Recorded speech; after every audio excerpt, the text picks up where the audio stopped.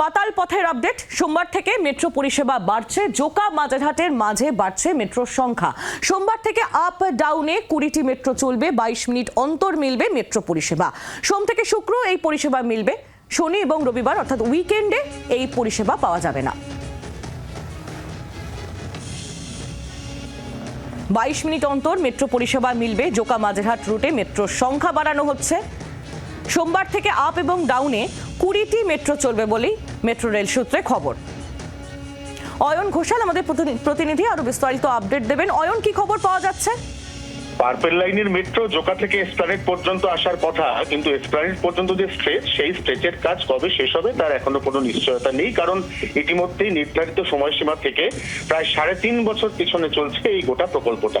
এরই মধ্যে জোকা থেকে মাঝেরহাট পূর্ব রেলের যে স্টেশন রয়েছে সেই স্টেশন পর্যন্ত মেট্রোকে মিলিয়ে দেওয়া হয়েছে এবং এর ফলে যাত্রীদের মধ্যে এই মেট্রোর চাহিদা আগের থেকে কিছুটা বেড়েছে।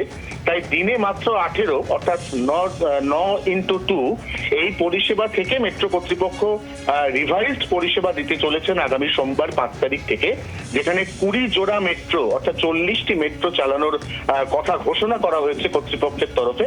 আগে 50 মিনিট অপেক্ষার পর এই লাইনে একটি মেট্রো পাওয়া যেত, এখন 22 মিনিট অপেক্ষার পরই মেট্রো পাওয়া যাবে। সোম থেকে শুক্রবার পর্যন্ত ট্রেন চলবে। শনি রবি পরিষেবা সম্পূর্ণ বন্ধ থাকবে। ধন্যবাদ অয়ন। বাংলার আওয়াজ, বাঙালির আবেগ, জি 24 ঘন্টা।